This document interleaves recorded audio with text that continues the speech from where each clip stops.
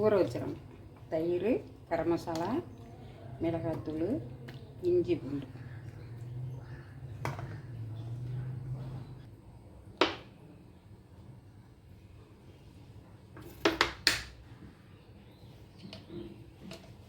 எண்ணெய் கொஞ்சம், நெய் கொஞ்சம்.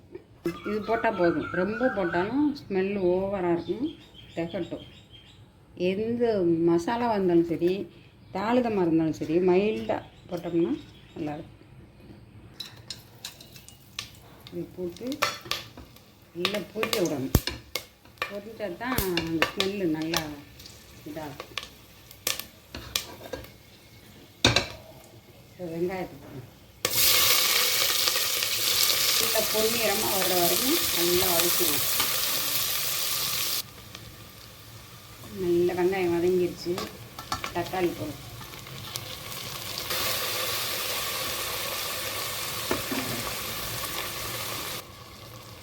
நல்லா தக்காளியும் வெங்காயம் வதங்கிடுச்சு.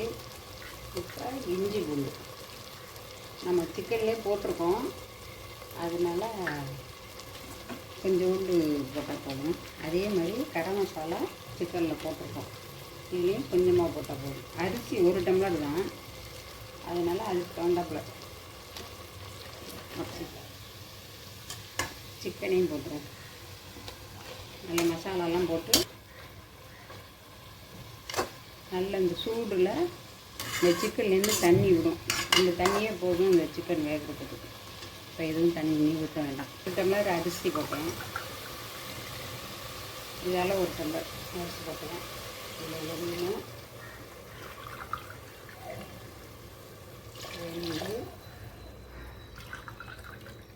2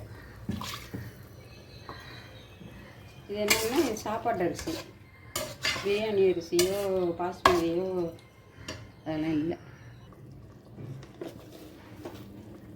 தேவையான அளவு உப்பு கரெக்டாக போடலாம். ரொம்ப போட்டாலும் அதை பத்தலை எண்ணெய் கூட போட்டுக்கலாம். அதுக்கடுத்து நல்லா 1/2 மணி நேரம் ஊற வச்ச அரிசி, கொஞ்சம் ஒரு லெமன் கொஞ்சம் புரிஞ்சுக்கலாம்.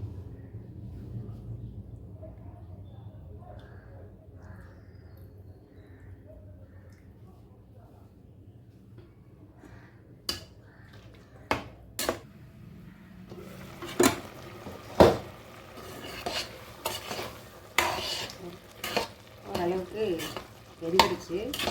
இனிமேல் மூடி வெயிட்டு போடுவோம்.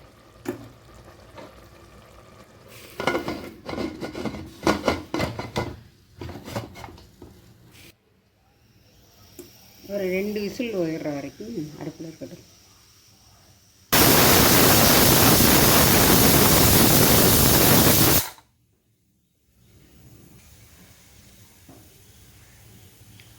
இன்னும் ஒரு விசில் வந்தோடனே ஆஃப் பண்ணி ஒரு 20 நிமிஷம் வச்சுருந்துட்டு அப்புறம் ஓப்பன் பண்ணுவோம்.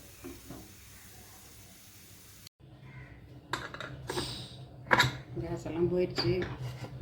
ஓப்பன் பண்ணி பார்ப்போம். சூப்பராக வந்துடுச்சு.